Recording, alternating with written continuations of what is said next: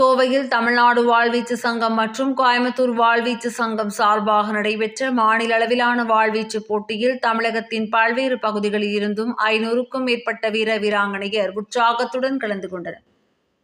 Olympic விளையாட்டில் அனைவரின் கவனத்தையும் ஈர்க்கும் ஃபென்சிங் எனும் வாழ்வீச்சு விளையாட்டுப் போட்டிகளில் தமிழக மாணவ மாணவிகள் கூடுதல் கவனம் செலுத்தும் விதமாக வாழ்வீச்சு போட்டிகள் தமிழகத்தில் தொடர்ந்து நடைபெற்று வருகின்றன. இந்நிலையில் கோவையில் தமிழ்நாடு வாழ்வீச்சு சங்கம் மற்றும் கோயம்புத்தூர் வாழ்வீச்சு சங்கம் ஆகியோர் இணைந்து மாநில அளவிலான வாழ்வீச்சு விளையாட்டுப் போட்டி சரவணம்பட்டி பகுதியில் உள்ள தனியார் பள்ளி வளாகத்தில் நடைபெற்றது. 4 நாட்கள் நடைபெறவுள்ள இதற்கான துவக்க விழா தமிழ்நாடு வாழ்வீச்சு சங்கத்தின் ஒருங்கிணைப்பாளர் கருணாமூர்த்தி, தலைவர் சுப்பையா தனசேகரன் மற்றும் கோயம்புத்தூர் வாழ்வீச்சு சங்கத்தின் செயலாளர் தியாகு நாகராஜ் ஆகியோர் தலைமையில் நடைபெற்றது.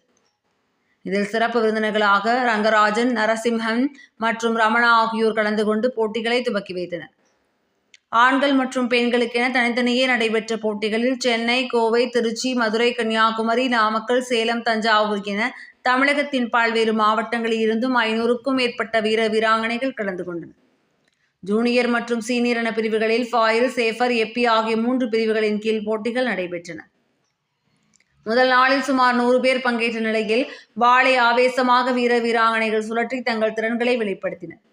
இதில் தேர்வு செய்யப்படும் வீராங்கனைகள் தேசிய அளவிலான போட்டிக்கு தேர்வு செய்யப்பட இருப்பதாக போட்டி ஒருங்கிணைப்பாளர்கள் கருணாமூர்த்தி மற்றும் தியாகு நாகராஜ் ஆகியோர் தெரிவித்தனர். மாவட்ட வாழ்வீச்சு சங்கத்தின் நிர்வாகிகள் சிவமுருகன், அரவிந்த் உள்பட உறுப்பினர்கள் போட்டிகளுக்கான ஒருங்கிணைப்பு பணிகளை மேற்கொண்டனர்.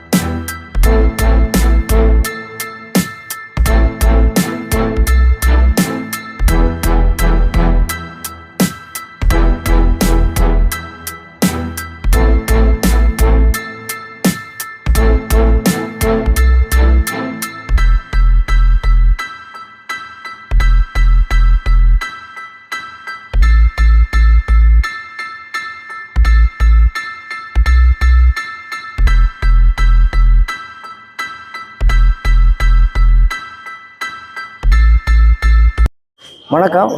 நான் டாக்டர் வி குமார், அட்வா கமிட்டியோட 1வது மெம்பர், திருச்சி அசோசியேஷன் ஃபென்சிங் அசோசியேஷனோட செக்ரட்டரி.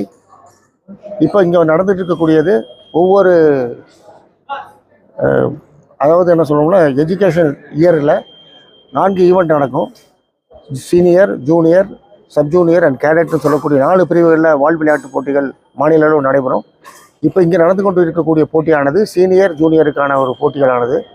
இந்த போட்டியில் கிட்டத்தட்ட 12 மாவட்டங்களைச் சேர்ந்த கிட்டத்தட்ட 130க்கும் மேற்பட்ட வாள் வீரர்கள் கலந்துக்கிட்டு இருக்காங்க.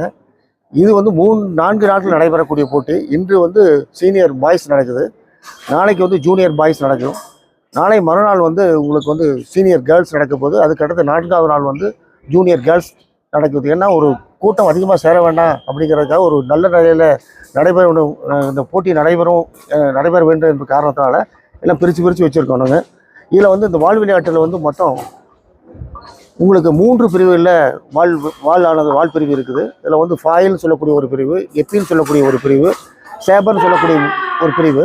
அதனால் இந்த மொத்தம் 3 பிரிவுகளில் தனித்தனியாக ஒவ்வொரு மாணவர்களும் விளையாடுவாங்க.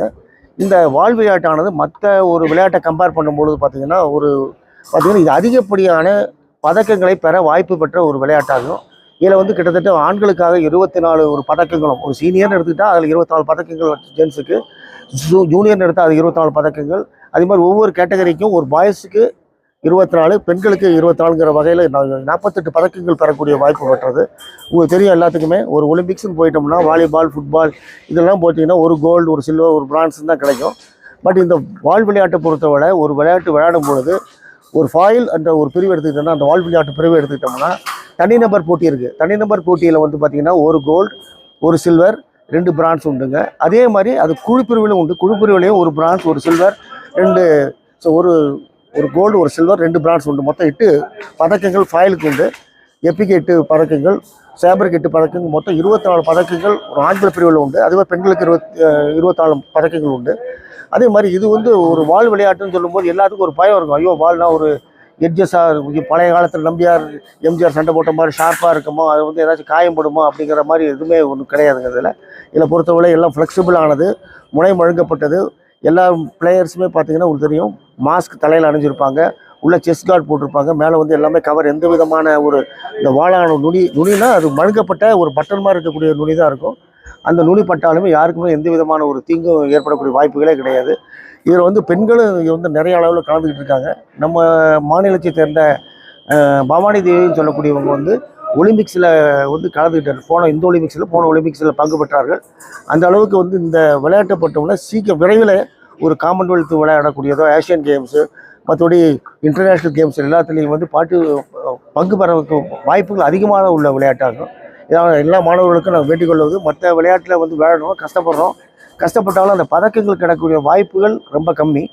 இந்த விளையாட்டை பொறுத்தவரை வாய்ப்புகள் அதிகம் அப்படிங்கிறதுனால இப்போ உங்களுக்கு தெரியும், உங்களுக்கு மல்யுத்தம், ரெஸ்லிங் இதிலெல்லாம் பார்த்திங்கன்னா பதக்கங்கள் அதிகமாக நம்ம வாங்குறதுக்கு காரணம் அதில் இருக்கக்கூடிய பதக்கம் எண்ணிக்கை அதிகமாக இருக்குது. அதே மாதிரி இந்த ஃபென்சிங்லேயும் பதக்கங்களோட எண்ணிக்கை அதிகமாக இருக்கிறதுனால எல்லாத்துக்கும் இந்த விழிப்புணர்வு பெற்று இந்த கேமை எல்லாரும் விளையாடணும் அப்படின்னு நான் கேட்டுக்கொள்கிறேன் சார். இது இப்போ விளையாடக்கூடியது உங்களுக்கு ஸ்டேட் சாம்பியன்ஷிப்புங்க. இது விளையாடக்கூடியது கிட்டத்தட்ட 15 டேஸ் நடைபெறக்கூடிய தேசிய அளவில் நடைபெறக்கூடிய நேஷனல் கேம்ஸ் விளையாடுவாங்க. இந்த நேஷனல் கேம்ஸ் செலக்ட் பண்ணக்கூடிய இன்டர்நேஷ்னல் பிளேயராக வருவாங்க. இதில் விளையாடக்கூடிய பிளேயர்ஸை பார்த்திங்கன்னா நிறைய பிளேயர்ஸ் இன்டர்நேஷ்னல் பிளேயர்ஸ் விளையாண்டுருக்காங்க. இந்தியா 2-3 இன்டர்நேஷ்னலில் விளையாண்ட பிளேயர்ஸ், அதாவது ஏஷியன் கேம்ஸு, காமன்வெல்த் கேம்ஸு எல்லா கேம்ஸில் விளையாண்ட பிளேயர்ஸ் இருக்காங்க. அதே மாதிரி இந்த விளையாடி கிட்டத்தட்ட நிறைய பேர் ஆர்மியில் சேர்ந்துருக்காங்க. அந்த ஆர்மியிலேருந்து இந்த விளையாட்டுக்காக இங்கே விளையாடக்கூடிய பிளேயர்ஸ் இங்கே விளையாண்டுட்டு இருக்காங்க இப்போது. அதனால் இது ஒரு சிறந்த விளையாட்டு. எல்லோரும் இதில் கலந்து கொண்டு இந்த விளையாட்டின் மூலமாக அதிகமாக பதக்கங்கள் பெற்று இந்தியாவிற்கும் பெருமை சேர்க்கும்படி கேட்டுக்கொள்கிறேன்.